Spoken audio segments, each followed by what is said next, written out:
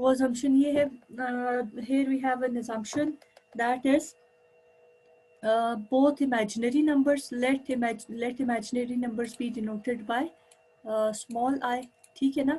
It is the subset of complex numbers, ठीक है, and real number is also the subset of complex numbers. यानी कि हमारे पास, आप देखो ना, जैसे मैंने आप लोगों से शुरू में पूछा कि what are complex numbers, आप लोगों ने मुझे सही बताया कि जिसका स्क्वायर रूट पॉसिबल नहीं होता सॉल्व करना या कोई इमेजिनरी नंबर.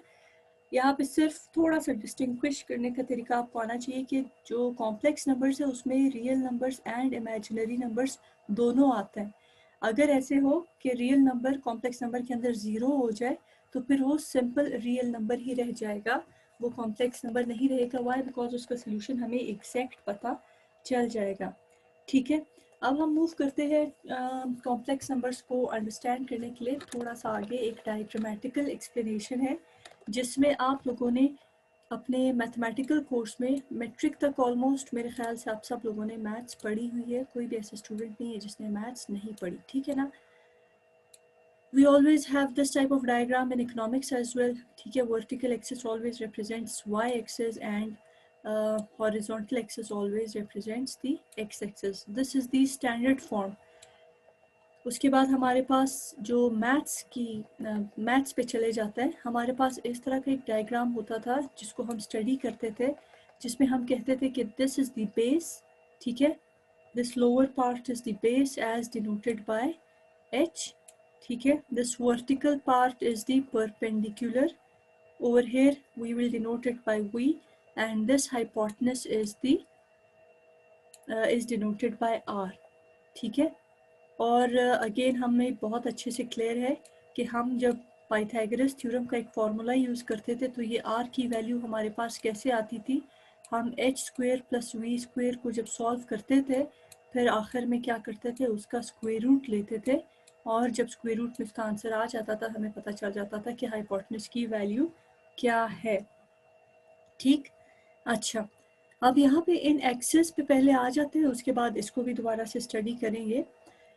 ये जो y एक्सेस है ये हमारे पास, because we are studying the complex numbers, we want to study complex numbers through this diagram. ठीक है, तो this y axis is the imaginary axis. हम हमेशा y एक्सेस x एक्सेस पे कोई ना कोई वेरिएबल लेते हैं ना स्टडी करने के लिए. ठीक है, यहाँ पे जो दो वेरिएबल्स हम ले रहे हैं जिनको हमने स्टडी करना है, y एक्सेस पे हमारे पास इमेजिनरी एक्सेस होगा और x axis is the real axis. ठीक, अभी भी हमें ये डायग्राम एग्जैक्ट आइडिया नहीं दे रहा कि h इमेजिनरी है या v इमेजिनरी है. जब हम इसको स्टडी करेंगे तो we will come to know about it. तो therefore h and v over here now, initially h and v both are real numbers. ठीक है, h को हमने h इसलिए किया क्योंकि हॉरिजॉन्टल नंबर है. ठीक है, v वर्टिकल नंबर है. हॉरिजॉन्टल नंबर बेस को शो कर रहा है, वर्टिकल नंबर जो है वो परपेंडिकुलर को शो कर रहा है. क्लियर? तो हमारे पास जो इसका we are saying that both h and v are real numbers, so therefore real numbers that is r is equal to h square plus v square. ठीक है, इसको जब हमने सॉल्व किया हमारे पास क्या हो जाएगा, इसका स्क्वायर रूट लास्ट में हम ले लेंगे और इसको हम सॉल्व करेंगे, हमारे पास r की वैल्यू आ जाएगी. लेकिन अब प्रॉब्लम क्या है, प्रॉब्लम ये है कि अगर जो है ये h की वैल्यू जो है, इफ़, अब हमारे पास अजम्पशन शुरू हो गई है. ठीक है ना, we start with this h, if h is less than 0, अगर h की वैल्यू लेस देन 0 है, अब आप लोगों ने कंफ्यूज नहीं होना. ठीक है ना, h की वैल्यू लेस देन 0 हो सकती है. आप लोगों ने मैथ्स में ये 4 क्वाड्रेंट स्टडी किए हैं, हमें पता है कि x की वैल्यू भी नेगेटिव हो सकती है, y की वैल्यू भी नेगेटिव हो सकती है ना. ठीक है, if h is less than 0 then what will happen is that जो c है यानी कि कॉम्प्लेक्स नंबर्स है, ठीक है, they will lie to the left of origin. फिर c की वैल्यू या तो इधर आएगी या तो यहाँ पर आएगी.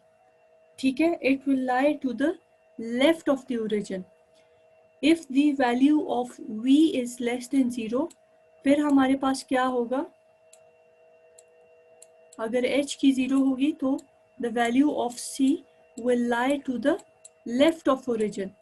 ठीक है, अगर V की वैल्यू लेस देन 0 है तो फिर क्या होगा हमारे पास, ये जो C की वैल्यू है it will occur below the horizontal axis. ठीक है ना, it will occur lower या below the horizontal axis. Is it clear? फिर वो यहाँ पे कहीं लाई करेगा. जाहिर बात है ये दोनों क्वाड्रेंट्स तो पॉजिटिव है ना. ठीक है, इफ एच की, अगर एच की वैल्यू जो है वो नेगेटिव है तो हमें इतना भी पता है कि एच की वैल्यू ऊपर पॉजिटिव होगी तो एच यहाँ पे कहीं पे आ जाएगा. ठीक है, अगर v की वैल्यू नेगेटिव होगी तो फिर v की वैल्यू यहाँ पे इस रीजन में आ जाएगी.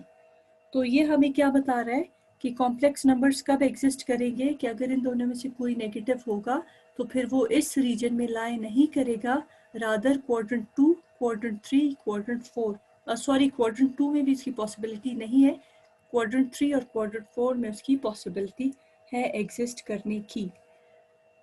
तो देयरफॉर आगे मूव करते हैं और इसको सॉल्व करते हैं.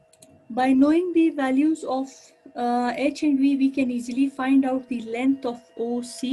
What is OC? ओरिजिन से लेके C तक. ठीक है ना, ये अच्छा एक और चीज, C is this point. ठीक है ना, सही. अगर h की वैल्यू लेस देन 0 है तो ये C कहाँ पे लाई करेगा, टू द लेफ्ट. ये पॉइंट यानी कि ट्राइंगल इस तरह से बनेगा कि ये पॉइंट C का जो है ये लेफ्ट पे आ जाएगा, और अगर v की वैल्यू लेस देन 0 है तो ये ट्राइंगल बिल्कुल नीचे आ जाएगा. ठीक है, अब हमने क्या करना है, इसको स्टडी करना है. We have to find this OC. We know that O origin को कहते हैं. अब ये OC हमने फाइंड आउट करना है. Okay, now I am moving forward. ये डायग्राम आई होप कि आप लोग मेरे साथ साथ लगे हुए हो, इसको लिख भी रहे हो. Now according to Pythagoras theorem, OC square, एक second, OC square is equal to h square plus v square. ठीक है, h square plus v square. Okay, and we know that OC, जब हमने उसका स्क्वायर रूट निकाला, solve किया, तो हमारे पास OC किसके इक्वल होगा, OC should be equal to R. Why it should be equal to R? Because देखो ना ये OC है और इसकी वैल्यू R के इक्वल है. ठीक है, तो therefore again let's move to our solution. R square is equal to h square plus v square. ठीक है, and R is equal to, फिर फाइनली हमारे पास क्या हो जाएगा, R is equal to square root of h square plus v square. अच्छा, ये तो इसका थोड़ा सा सिंपल सा सोल्यूशन हो गया है. अब इसमें हमने देखना है कि where value of square root is always positive. ठीक है, अगर स्क्वायर रूट की वैल्यू पॉजिटिव होगी तो हमारे पास v, h and r they all will be real numbers. ठीक है, तो देयरफॉर हम मोस्टली हम क्या करते हैं, जब इसको सॉल्व करते हैं, सपोज इसके अंदर 25 आ रहा हो, ठीक है ना, तो हम r को 5 के इक्वल ले लेते हैं. बेसिकली मोस्टली हम क्या करते हैं कि नेगेटिव वैल्यू को इग्नोर कर देते हैं. जब भी हम स्क्वायर रूट को सॉल्व करते हैं तो हमारे पास दो वैल्यूज आती है, प्लस माइनस. ठीक है ना, माइनस की वैल्यू भी बिल्कुल सही होती है, गलत नहीं होती, लेकिन इस टाइप के क्वेश्चंस में जहाँ पे ट्राइंगल्स वगैरह इन्वॉल्व होते हैं तो हम उसको +5 ले लेते हैं. ठीक है, the value of r becomes equal to 5.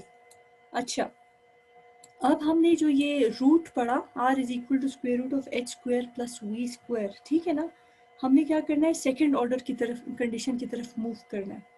Second order, ये फर्स्ट ऑर्डर कंडीशन हो गया हमारे पास, वो हमें ये बताएगा कि either it is a complex, sorry real number और इमेजिनरी नंबर दोनों इसमें इंक्लूडेड है कि नहीं है, जिसकी वजह से कॉम्प्लेक्स में आएगा या नहीं आएगा.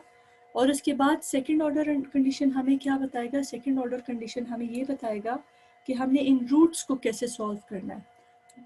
रूट्स हमारे पास क्या होंगे, दे will B now R1 and R2. ये आपके कोर्स का फाउंडेशन है, इसको पढ़ना इसलिए ज़रूरी है, यही R1 R2 आप लोगों ने आगे जाके इनको सॉल्व करना है, ठीक है। ओके, R1 इस तरह ज़्यादा क्लियर है, ठीक है। And this one is R2, these are roots, ठीक है। आर रूट्स कौन से रूट्स है, ये स्क्वायर रूट की बात हो रही है, ठीक। R1 R2 is equal to minus, अब ये फॉर्मूला आप लोगों को थोड़ा याद होगा, क्वाड्रेटिक फॉर्मूला, उससे मिलता जुलता फॉर्मूला है, it is not exactly that formula. Minus B1 plus minus square root of B1 square, ठीक है, माइनस 4B2 डिवाइडेड बाय 2। अब यहाँ पे कोई a नहीं है हमारे पास, सॉरी a नहीं है, मैंने a फिर भी लिख लिया, there is no a involve over here, ठीक है ना। Now the formula for roots in complex numbers is R1 R2 is equal to minus B1 plus minus square root of B1 square minus 4B2 divided by 2। आप लोग अभी यही सोच रहे होंगे कि ये B1 और B2 कहाँ से आए, ठीक है ना। आप लोगों को इसकी फिक्र नहीं करनी है, ये बाद में with passage of time you will come to know about it, clear. अगर फिर इसको हम फर्दर कैसे सॉल्व करते हैं, तो आई होप यहाँ से इसको आप खुद भी सॉल्व कर सकते हो। R1 कैसे सॉल्व होगा, जब हम ये प्लस का साइन लेके इस रूट को सारे को कम्प्लीटली लिखेंगे, और R2 हमारे पास कैसे आएगा, जब हम प्लस की बजाय नेगेटिव के साथ इस फॉर्मूला को सिर्फ लिखें और इसका आंसर हमारे पास आ जाए। I hope you are getting what I am saying, यानी कि R1 हमारे पास क्या हो जाएगा, it will become equal to minus B1 plus this whole square root, ठीक है, जिसमें हमारे पास आ रहा है B1 square minus 4B2, okay. And यहाँ पे आ जाएगा 2 एग्जैक्टली। इसी तरह जब हम यहाँ पे प्लस की बजाय माइनस लिखेंगे तो हमारे पास क्या आ जाएगा, R2 की वैल्यू आ जाएगी। Is it clear. तो देयरफॉर क्वाड्रेटिक फॉर्मूला अगर आप लोगों को याद है, तो यहाँ पे इसका जो क्वाड्रेटिक फॉर्मूला है वो हमारे पास क्या होगा, now that will be equal to R1 square plus B1 R1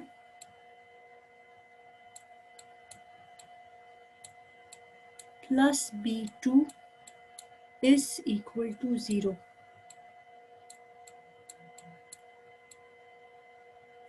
This is the main function for which we have these two formulas, जो कि अभी अभी हम लोगों ने जिनको स्टडी किया। इस फंक्शन के लिए हमारे पास ये दो फॉर्मूलाज है, R1 का और R2 का। Now there are 3 cases. उन 3 केसेस को जब हम स्टडी करेंगे तो हमें ये पता चलेगा कि कब ये कॉम्प्लेक्स नंबर होगा और कब ये कॉम्प्लेक्स नंबर नहीं होगा। आप लोग जब मैं केस बोलूँ, ठीक है ना, तो काइंडली एक रिक्वेस्ट है, अपने माइंड में इसका आंसर या इसका सोल्यूशन बना लो और फिर देखो कि आपने करेक्टली इसको गेस किया है या करेक्टली इसको गेस नहीं किया, ठीक है। So let's start with this pen. First case, the first case states that if B1 square is greater than 4B2, okay, because we are concerned with roots basically। ये roots हमें बताएंगे कि हम लोग कॉम्प्लेक्स नंबर से deal कर रहे हैं या नहीं, ठीक है। तो हमने क्या करना है, इस रूट के अंदर जो B1 स्क्वायर है और 4B2 है उसकी बेस पे we have 3 cases. The first case states that B1 square is greater than 4B2। जब आप इसको सॉल्व करोगे तो जब B1 स्क्वायर की वैल्यू 4B2 से ग्रेटर होगी, it means that we will have some positive answer over here, है ना। B1 स्क्वायर सपोज 10 है और 4B2 हमारे पास सपोज करो 6 आ गया टोटल। जब हमने इसको सॉल्व किया तो 10 माइनस 6 इज 4, 4 का स्क्वायर रूट हमारे पास क्या है, 2 हो जाएगा। तो जब हम इसको सॉल्व करेंगे हमारे पास एक प्रॉपर सोल्यूशन आ जाएगा जो R1 की वैल्यू देगा जब प्लस के साथ इसको सॉल्व करेंगे, और R2 की वैल्यू देगा जब हम इसको माइनस के साथ सॉल्व करेंगे। तो therefore if B1 square is greater than 4B2, then the solution value of quadratic equation will be consisting of real numbers as there will be positive numbers, ठीक है ना। It can be, the solution can be any positive number in this square root. So therefore the first case deals with the real numbers. पहला case हमारे पास क्या है? For simplicity I will just write our numbers. ठीक है, ऐसी situation होगी तो हमारे पास क्या आ जाएगा? रियल नंबर्स आ जाएंगे. Okay, now let's move to our second case. Suppose करो if b1 square is equal to 4b2. What will happen then? If b1 square is equal to 4b2, यानी कि फिर क्या हो जाएगा? सपोज दिस इज 8 एंड इसको जब हमने सॉल्व किया ये भी हमारे पास 8 आ गया, तो 8 माइनस 8 इज इक्वल टू 0. ठीक है ना? तो स्क्वायर रूट के अंदर क्या वैल्यू आ जाएगी? It will be 0. और फिर हमारे पास क्या, कैसे सॉल्व होगा? There is nothing complicated in the solution of second case as well. यहाँ पे क्या आ जाएगा? 8 माइनस 8, सपोज अगर ये 8 माइनस 8 बन रहा है तो ये 0 हो जाएगा. ये स्क्वायर रूट पूरे का पूरा क्या हो जाएगा? It will vanish. Why? Because it will become equal to 0. हमारे पास क्या रह जाएगा? हमारे पास माइनस b1/2 माइनस b1/2, यानी कि r1 और r2 दोनों की वैल्यूज क्या हो जाएंगी? Minus b1/2. r1 r2 की वैल्यू जब दोनों माइनस b1/2 हो जाएगी, इसका मतलब क्या है? If b1 square is equal to 4b2 then the solution of both these roots जो है वो क्या हो जाएगा? They will be equal to each other. फिर इस केस में हमारे पास r1 is equal to r2 and of course it is also the case of real numbers थे. यहाँ पे भी हमारे पास रियल नंबर्स आ जाएंगे. Let's now move to the third case. Third case states that b1 square is less than 4ab. Now this is different, 4b2. If b1 square is less than 4b2, it means, and we have a negative sign between these two values. ठीक है ना? तो अगर b1 square less than 4b2 है, ये for example suppose करो ये -10 है और ये क्या हो जाएगा हमारे पास? Let's suppose that it becomes -6. ठीक है ना? तो ये -16 हो जाएगा. -16 का स्क्वायर रूट हमारे पास क्या हो जाएगा? That will become equal to iota of 4. तो इसका जब हम सॉल्व करेंगे या 4 आयोर्टा बन जाएगा. That is it has now become an imaginary number. ठीक है, r1 हो या r2 हो, जब हम इसको सॉल्व करेंगे तो ये क्या बन जाएगा? सपोज इस केस में सपोज हम r1 फाइंड आउट कर रहे हैं तो ये हमारे पास क्या बन जाएगा? It will now become equal to 4 iota minus b1. ठीक है, प्लस 4 आयोर्टा डिवाइडेड बाय 2 हो जाएगा. अब देखो ना, एक हमारे पास है b1 is real number plus imaginary number. Real number plus imaginary number जब दोनों इंक्लूड होंगे तो हमारे पास क्या बन जाएगा? we will get the complex numbers. I hope now it is clear to you all. Now in this type of case we will have complex numbers. Minus b1 plus 4i/2, और जब हम इसके लिए जब r2 को solve करेंगे again that will also become minus b1, मैंने गलती से इसके साथ आई भी लिखी, माइनस b1. ठीक है, minus 4i/2. And I know some students are getting it quickly but some are not getting it quickly, so therefore I have to solve it completely. तो ये क्या हो जाएगा? Minus b1 minus 4i/2. Again this is also a complex number. तो अगर हमारे पास ये वाली सिचुएशन एग्जिस्ट करेगी तो r1 का सोल्यूशन भी कॉम्प्लेक्स नंबर है और r2 का सोल्यूशन भी कॉम्प्लेक्स नंबर है. तो therefore the solution value of quadratic equation in this case will consist of imaginary number. Therefore r1 and r2 will be a complex number. Clear? If you have any questions till here, you can ask me.